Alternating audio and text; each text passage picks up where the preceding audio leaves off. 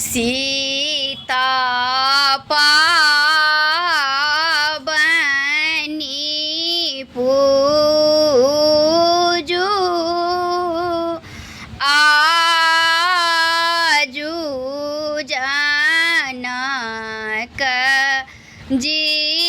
के आंगन में के तोड़ा ठेल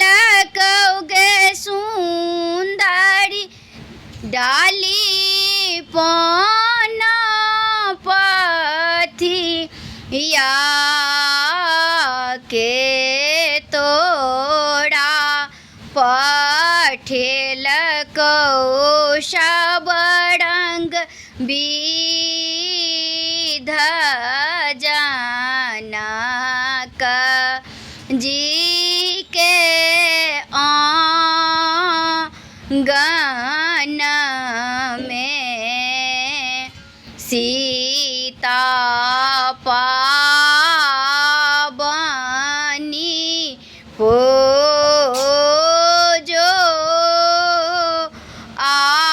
आजू जनक जी के आंगन में के तोड़ा पठेल कौगे सुंदरी चूड़ी और सिंदूरिया के तोड़ा पठेल को हरदी के गौरा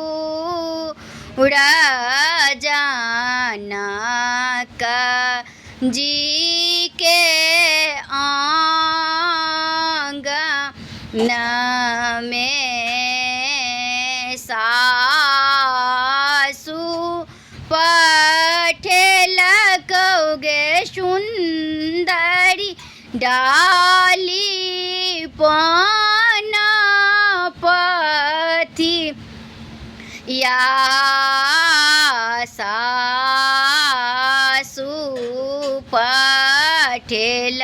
कौशब रंग विध जनक जी के आंगन में गोतनी पठेल कौगे सुंदरी चूड़ी और सिंदूरी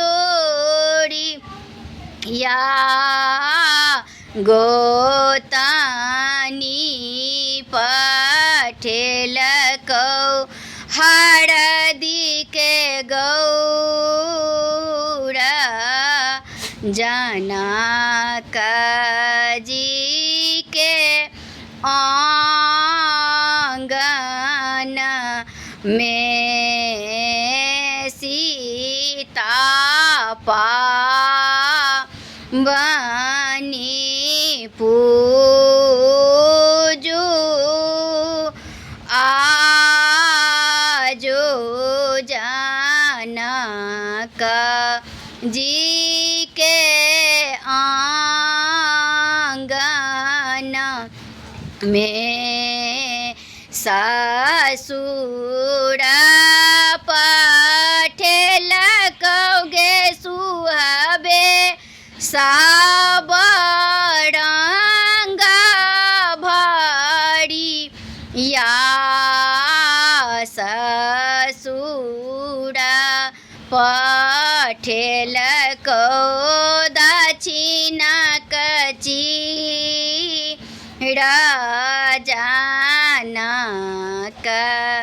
जी के आंगन में सीता पाबनी पूजो,